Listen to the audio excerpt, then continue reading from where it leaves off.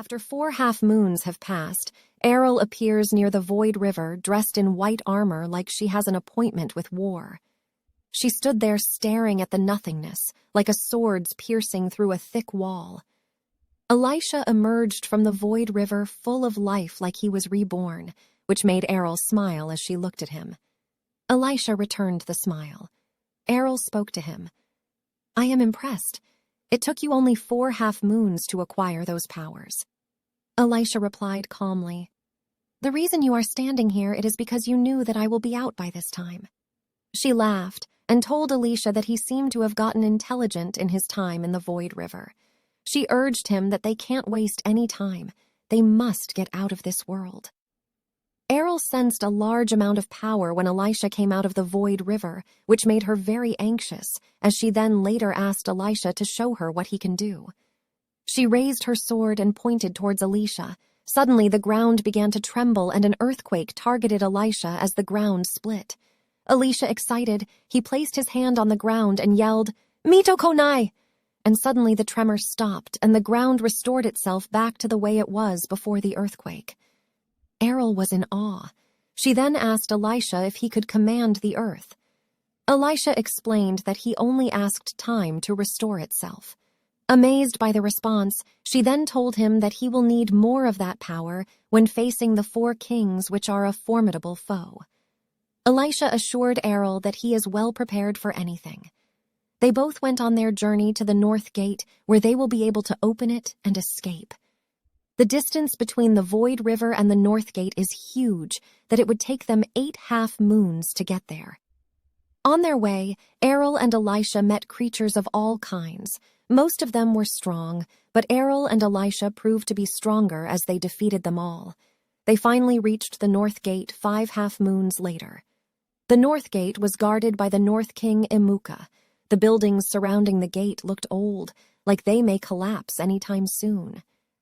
Aril told Elisha that the buildings looks old because the king is angry. The building's structure changes based on the king's state of mind. When he is happy, the buildings are the most beautiful, rare structures no immortal can ever see in their lifetime. But when he is angry, the buildings decay like a cursed city ruled by a plague.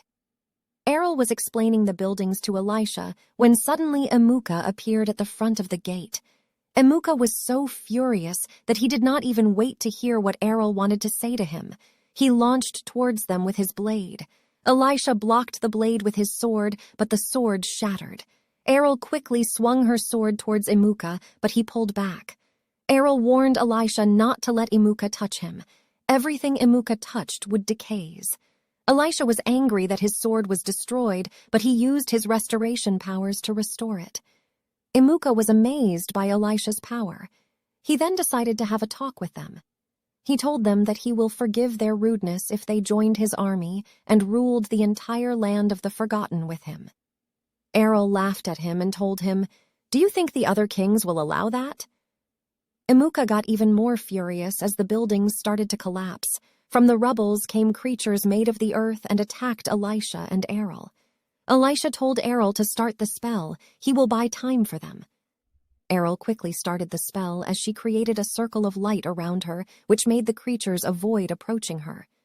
Imuka stood there at the gate, watching his soldiers fight Elisha, and he was impressed of Elisha's swordsmanship. He destroyed the creature one after the other with only his sword. Imuka then stepped in and launched another attack towards Aril, but the circle of light sent him flying back to the gate. Elisha looked at Aril, and she looked like she was struggling to keep up the defense as she was chanting the spell. Imuka launched again towards Aril, but Elisha appeared right in front of him and stabbed Imuka with his sword, which turned Imuka into rubble. Imuka reappeared at the gate without a single injury. Elisha was surprised. He thought he had killed Imuka. Imuka spoke and fearlessly explained that there is no creature strong enough in existence that can destroy me, for I am the earth and existence itself. Aril finished her spell and the gate opened. Suddenly the earth started to tremble. Aril looked very scared as she quickly took out her sword and told Elisha to step away from the king. He is now awoken. Elisha moved behind Aril, as she explained that the person you were fighting is not the real king, but his clone created from the earth like those creatures you destroyed. The only difference is that he has some of the powers that the real king has. Elisha became more cautious. The clone of Imuka turned into Rubel again. The real king appeared. Aril was so scared, like she had seen the end of existence, and she did not want to be part of it, of which made Elisha more worried. King Imuka spoke with a loud voice. "Who are you that dares to wake me up from my long sleep?"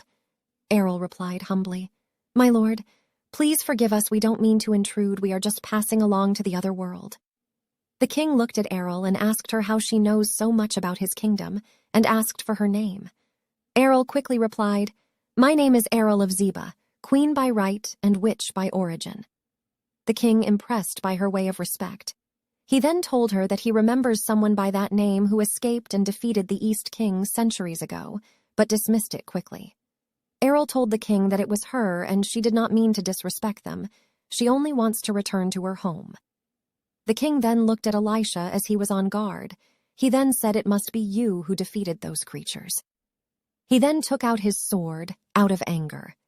Aril reacted quickly and rooted her sword on the ground, and light came out of the ground shining so bright that the king closed his eyes for a second, and Aril quickly grabbed Elisha and flew straight for the gate, but the king created a wall that repelled Aril back. The king shouted at Aril and said, "Who do you think I am, Grand White Witch?" He then raised his sword, and a cloud of darkness consumed the earth. Aril started to glow like she did when she saved Elisha back in the forest. The light shined bright from her body to pierce through the cloud of darkness King Imuka created. Imuka appeared behind them as he stabbed Aril from the back. Elisha was so angry that he lost sight of him, and Aril paid the price. He then swung his sword towards the king. The king flew back to the front of the gate. Elisha grabbed Aril and restored her health back. The fight kept going for a full moon, and the other kings arrived at the north gate. Aril told Elisha to go through the gate no matter what happens to her because they in a tight spot. She did not think that Imuka would be woken. Elisha laughed, trying to cloak his fear, and told her that she is worried about one king while there were 3 more in front of them. He continued to speak to her. He told her that the reason why he needs to leave that place is because he wants to save his princess from the curse. He continued to say that he won't let anyone stop him from achieving that. He rooted his sword on the ground and shouted, "Time circle!" And suddenly the 4 kings' movements were slowed. He quickly grabbed Aril and threw her straight through the gate. Elisha, left standing alone in front of the 4 kings, spoke swiftly. "From the north to the south, from east to west, rain shall pour throughout the ends of time." Suddenly rain poured down, and screams by creatures were heard all over the 4 kingdoms, and the kings were frozen by the raindrops. Elisha walked through the gate. After Elisha and Aril escaped, the kings managed to dispel the rain, as the other kings demanded the North King to bring back the prisoners, or else they will dethrone him. Imuka looked unshaken by the threats. He said to them that he will find them just to restore his pride, nothing else. The East King looked angry as he tried to attack the North King, but the other kings stopped him. Later on the day, Imuka is seen addressing an army of creatures. The South King Kalina went to the North King and told him to be aware that he cannot start war with the other world as it is forbidden. The North King told King Kalina that he will do what pleases him, and no one can forbid him, as he will kill anyone that stands in his way to restore his pride. Kalina and Imuka have been in war with one another since the dawn of time, even before they came to the land of the forgotten, but they always had mutual respect for one another. Kalina left the north and went back to the south as the other kings had already left. Imuka told one of his generals that they will depart at the end of a half moon.